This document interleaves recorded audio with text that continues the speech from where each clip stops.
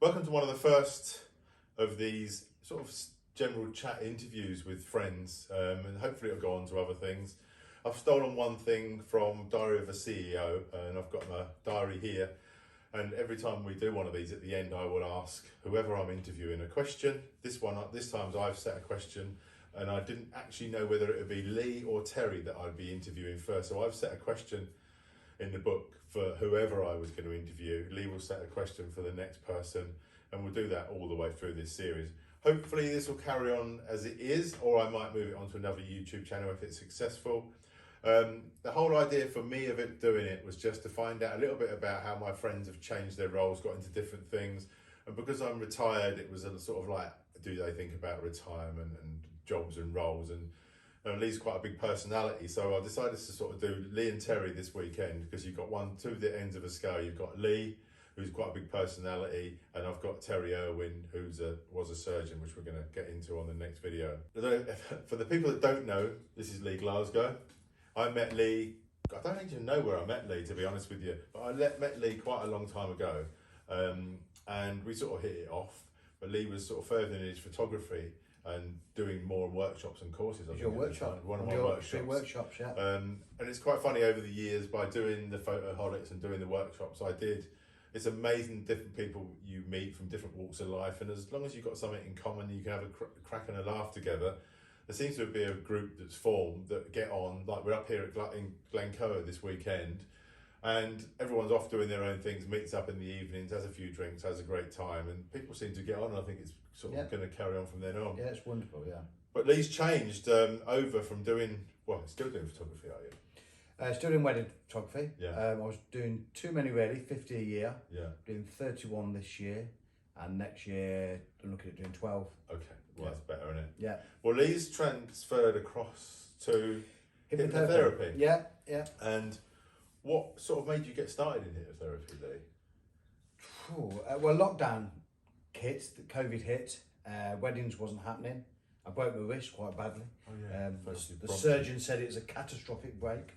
I said, can't you just call it a bad break? He said it was a catastrophic break. And then he applauded himself how well he fixed it, which was quite cool. But no, I had a phone call with Rob Sanderson, who was a wonderful wedding photographer. Yeah. He's now doing hypnotherapy full time, doing really well at it, smashing it. And he said, you ought to try this course, it'd be perfect for you. Yeah. So I enrolled on a year's hypnotherapy course, and it changed everything. Yeah, absolutely changed everything. But can you explain a little bit about hypnotherapy and how it works? Yeah. This is the most childlike explanation I can give. If you can imagine a tomato, and you put it in a greenhouse, and it's got the glass that protects it, and there's heat, and it's watered, and there's fertilizer, would agree that's a really good environment for that tomato to grow. Well, it's the same with our brains. We need to put our brains into an environment where it can grow. And that's really what hypnotherapy is about. It's about, we don't listen to ourselves, we don't listen to our brains. We're too busy taking in so many resources and so many ideas and thoughts and noise, that we never actually listen to what our own wonderful brains are telling us. So, yeah. I mean, there's two things that stuck out for me on the course. It's not about me, which I really struggled with. It's not about me. And why are you talking was one of the things. Why are you talking? Because it's about me not having the answers to other people's issues or problems. Issues is probably the wrong word. Other people's things that they want to sort. They've got the answers. Everybody's got their own answers to their own things, but they're just not tuning into it. Have you learned anything about yourself? Have you learned anything about yourself since you started the absolutely. Which you was touching on. Yeah, it's changed. Anyway. Well, my stock thing was I'm as thick as pig shit. That was my stock thing. Say it all the time. Yeah, absolutely. And said it to me the first day I met you. Yes, and it was an excuse in some ways. It was a cop out to not to achieve. And my lecturer that was it's sort of like an old soldier, sergeant major type person, and he doesn't mince his words. It's his way or the highway. And he says, you've got to stop saying that. A, it's unprofessional, but secondly, you're capping what you'll ever achieve, because your brain is always listening to that narrative, whatever narrative you're giving yourself. It's listening to that narrative, and if it keeps hearing you're thick, then you won't achieve anything. the chemicals will stop you achieving anything. And I went home that weekend and I was sulked, absolutely sulked. I was like, I felt gutted that I was going to lose this personality, this. I mean, attention whore was in there as well, but it was, yeah. And but over time, I fully understand what he was saying, and everybody that comes to me, I'm thinking to myself, what narrative are they giving themselves? And really funny, there was there's 3 clients that stand in mind, all female, by the way, but have come to me and says, I know I'm ugly. And I'm like, it's really interesting. Beg your pardon? Like, oh yeah. My dad said I was ugly from a young age. And the thing is, one of the key words that is don't collude. You don't collude in people's problems. You don't collude in sort of slagging people off. So I said to her, let's just imagine you go off into a world where your brain has all the answers, you have all the solutions, and it sees the truth. What do you think your brain would tell you? And she said that my dad was a knobhead. Probably, and it's about people searching their brains for the truth. Yeah. So you've got going into it and you're enjoying it, which I can tell anyway. Are you planning on stopping weddings altogether? Is that the ultimate goal? Do you know what? Me and Rob have this thing where we're going to put weddings in a little yacht and send them out to sea on fire. And Rob's done that. He's removed his website from his he hasn't got a website anymore for weddings. People just can't get hold of him for weddings. So he's gone full time. For me, I always like to get the odds in my favour. So, like I said, I've got 31 weddings this year that I'm going to absolutely love. And in fact, I'm loving them more now than ever because I'm more relaxed. Okay. I'm more chilled out. So it's actually doing what you do in hypnotherapy-wise has helped you in your wedding photography as well. Yeah, I mean, to give you an example, the last wedding last year, it was at the local register office at the rugby club. Images was, you had to search for images. Yeah. And it pissed it down, absolutely. I got soaked. And I stood outside the register office and I couldn't stop laughing. I was laughing my socks off. Before, I would have been, when am I going to do the group shots? When am I going to do this? When am I going to do that? I didn't. It's not that I didn't care. I was just I was in control. Yeah, more in control, more relaxed about what you were doing. Yeah, absolutely. What types of problems can you help people through with hypnotherapy? It's pretty vast. From grief to OCDs, to confidence, relationships, jobs. It's just like it was sold to me. You become a better version of yourself. So when I remember you from doing weddings, one of the things that stands out for me from weddings, the thing that you used to enjoy most from weddings is, I remember times when you were like helping people get their shoes ready to walk down the aisle, and you would help this person do this and help this person do that. And then whilst you're being a wedding photographer, your humour and sense of humour and your personality used to come into it as well. Absolutely. And then you used to go to a wedding, and I think you and the bride and groom and everyone at the wedding party used to get something out of the connection between you all. And is that one of the things that... Yeah. Is that another thing about hypnotherapy though? Is that why you tended to drift towards this? Because you were getting more out of that than you were getting out of weddings. Does that make sense? I think, ultimately, the way that I was brought up was to help people. Whoever, my mum and dad, let me give you an example. We're up here in Glencoe, and I noticed a couple of people sitting alone, on their own. Mm-hmm. And I can't help myself but to say, sod that, you're joining us, you're joining them, we're bringing chairs. I can't see people being alone. I think it's, at a wedding, even the most grumpiest git, I seem to gravitate to. It's funny. Yeah. It's that I want them to enjoy this time, because time is precious, time is everything, and I want people to have confidence. So it goes hand in hand as far as I'm concerned. Yeah, it goes hand in hand. You see a connection between the two, or weddings and hypnotherapy, or not really? One of the things I've learned in hypnotherapy is that one of the things we say is that when anxiety goes up, we lose intellectual control. So now it makes sense why people get stressed at weddings. Okay. They get, the smallest of things gets family members shouting at each other because their anxiety's gone up, and so they're losing intellectual control, and so now they start losing the plot, and so so it's about How old are you? 52. Have you given any thought to retirement? No. Retirement, no. I've got a small pension pot, bigger than I thought actually. When I was an apprentice, I think some money went into a pot. It must have grown over the years, but it's not huge. It probably lasts me a couple of years.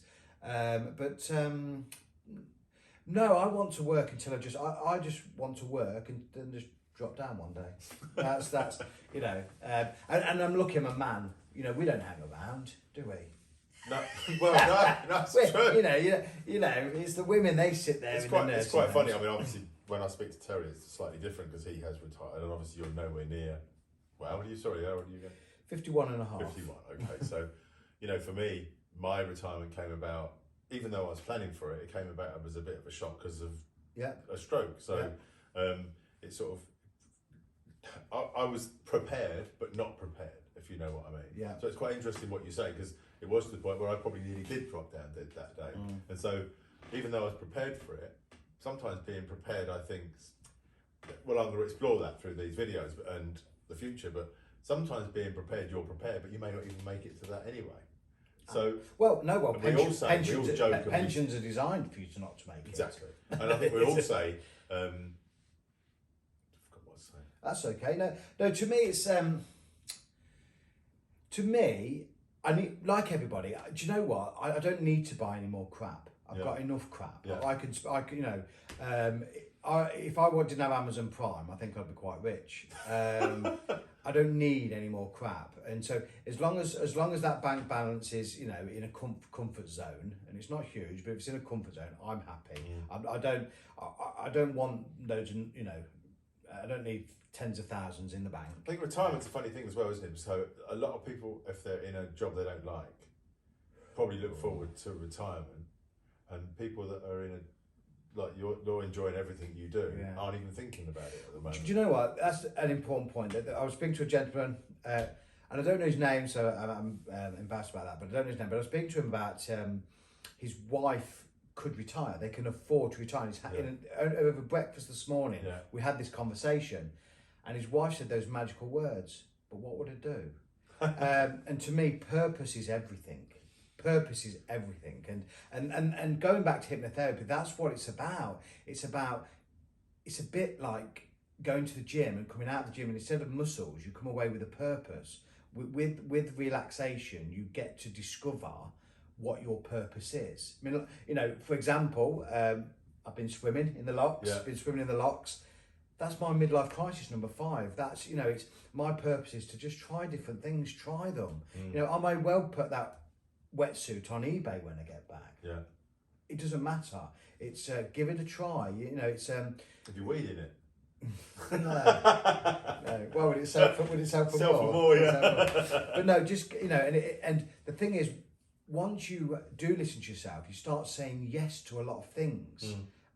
When you haven't got confidence, you push people and things away, opportunities away.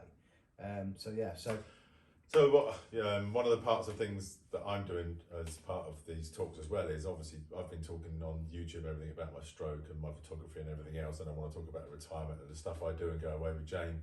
So one of the things that I'm putting these questions here is I actually saw Lee. So let me explain why, because I think it's quite important. And I have touched on that in one of my other videos. But following on from my stroke, I went in this sort of negative thought pattern, I suppose I would call it, a negative spiral, and not badly, but I realised, I was sitting at home one day, and Jane and I were sitting down, and we've had a couple of, I would say, heated moments that week, and she actually said to me, "You're not the person you were before your stroke." And it was the first time I started to realise, with the brain damage I got from my stroke, that things weren't how I assumed and thought they were. Now, I'd seen a couple of counsellors in the past who were useless, basically. That's a harsh thing to say, but some people just get paid to sit in a room with you and talk through, help you talk through some stuff, but they're getting paid at the end of the day. And once they've done it for so many years, some of them just don't care, and that's how I felt. But so when Lee decided to do hypnotherapy, one of the things was I decided to have a go at someone that was keen and new to it. Annoyingly passionate. Annoyingly passionate, yeah, but annoyingly passionate. Not polished, No. and I must say that. No, you know, well, you not came polished. back with feedback that, Yeah. to be fair, was really useful, absolutely useful. But I knew that. I knew all that. He didn't give me any discount. No mates rates. Not like photography. No, I'm joking. But he didn't. But he didn't. But no. But the point of fact is, I know I've explained to a few people that are thinking about seeing someone. I know a few people with different issues that I think should see you. And the interesting thing is, in the beginning, I think I was expecting. This is very hard to put across, but in the beginning, I think I was expecting more results quickly. But in the end, after we finished, then I've started to work through things in a different way. So I was very negative. I always joke, like Lee says, I always joke about being moody and grumpy. I talk about being dyslexic. So I talk about my stroke and this, that, and the other. But I spent a lot of my time on social media being negative, looking at negative comments, even though I wasn't rising to it much. I was absorbing negativity, probably from the moment I woke up and turned my phone on to the moment I went to bed. I was surrounding myself with negative social media. And one of the things that Lee and I worked through, like Lee said, I helped myself. So I removed myself from Facebook, Twitter, nearly everything really. I've removed myself from nearly every social media app. Not TikTok. Not TikTok, but that I am going to remove myself from TikTok. And then I started getting back into something I hadn't done for years, which was art, painting. Yeah. So I was doing more painting, doing walking. Well, what he said is exactly true there. So I got rid of TikTok as well, but I put tic-tac-toe, put TikTok back on because of what's going. It's addictive as well. Because of what's going on in Russia, I realised that you could actually get quicker information from the world through TikTok than you could do. You see something on TikTok in the morning, but then it's on the news 3 days later. So I sort of went back on there for that reason. But it's only coming up here I realised, hang on a minute, it's addictive. You're sitting there, you're going through TikTok, and then the negativity's coming in, and the next thing you know, I've not done any painting. I've gone on TikTok instead of going for a walk. Yeah. But one of the great things is, which will come up to the end of this as well, is Lee and I, through what we did, the ongoing. So obviously, once you've done a course or with someone as a therapist, it's finished. But if you're clever enough to have taken on the information that he's given me, I've now read. I start a book, and then start another book, and start another book. Addictive to. So I've become addicted learning, to reading and learning. And self-discovery. I've downloaded War and Peace and loads of other books, like all the classics by Tolstoy, Dostoevsky, and everything else. And I've been addicted to learning, addicted to reading. Being dyslexic, I've never been addicted to reading because I can't read a book. But through Audible, I've been able to take myself forward into learning about myself. It's all positivity. So the wonderful thing is, and I hear it all the time, is that it's subtle changes. It's you're not changing someone; they're becoming better versions of themselves. Yeah. And if I said to Matt or anybody, go and read, go and paint, their subconscious mind would go, sod off, I'm not doing what you're telling me to do. But when they can see the benefits from it, and what you said about TikTok is really important, is that you have to fall out of love with it. Yes. And someone said there was a book, I think it was by Alan Carr, Lose Your Digital Addiction. You have to fall out of love with it. And I exactly the same, is that, I'm missing out on doing that while I'm doing that. And that's got to stop. And that comes with time. But subconsciously, every time you sleep, your mind will process all that information and go, he's got a point there. That's a better benefit to me. And so it takes time. You said something to me that was really important. You said you gave me a set of keys to open up unlimited padlocks on my own, in my own time. And that's what it's about. It's about giving you tools It's not about me being the all-knowing, God help us if it was. It's about giving people the confidence and the tools to go and find themselves and go and find out what they're good at. I think, yeah, and whilst you're, social media is really bad for everyone. I think I've come to that conclusion. It's fact. Whilst you're focusing, even though you think you're limiting it, as soon as you go back on it, the whole design of it is designed to suck you back in. So there goes me. I'll just have a look and see what's going on, see what you can find out what's happening in Russia and Ukraine on TikTok. Next thing you know, you're watching a snail chasing a hedgehog, or someone doing a fart in a lift, and then suddenly you're thinking, oh, and then you watch that and that, and then you think, hang on a minute, it's 3 o'clock in the afternoon, and I've not done any painting. Obviously, I walk the dog because I walk the dog and I listen to my books when I'm walking the dog.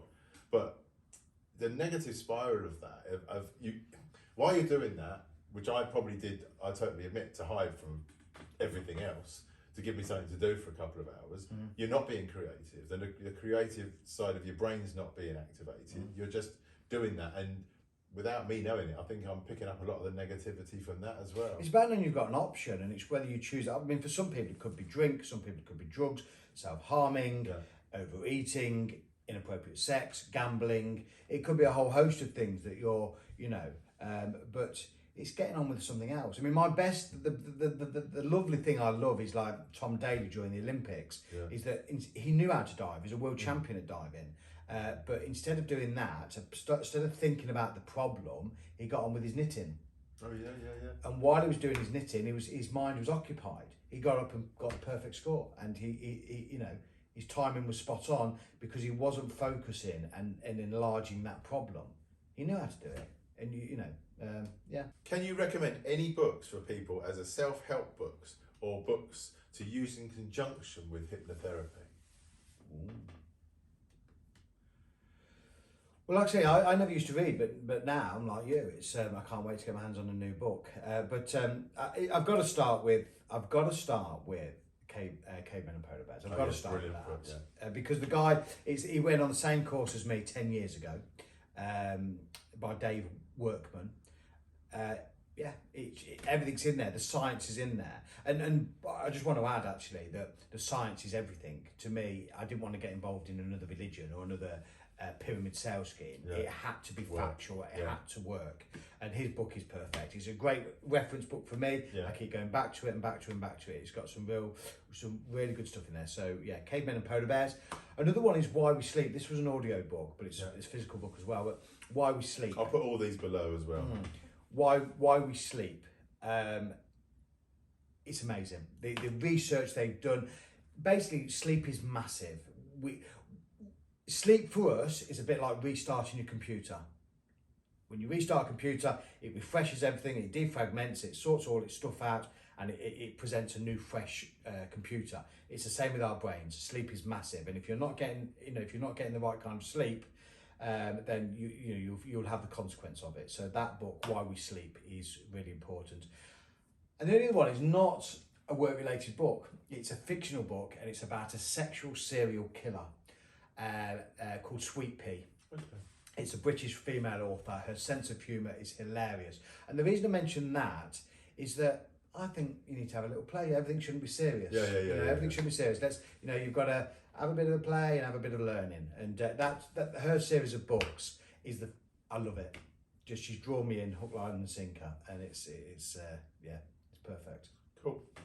Right. So as I say, I'm going to end all these sessions on you writing a question for the next person, but I'm going to read out the question to you. I'm not, because I can't bloody see it. Do you want me to read it? Yeah, can you read that? Let's have a look. You can read it out. Matt Hart. What one thing in life you wish you'd have known and understood as a teenager? What one thing in life you wish you would have known and understood as a teenager? He goes, that's question B.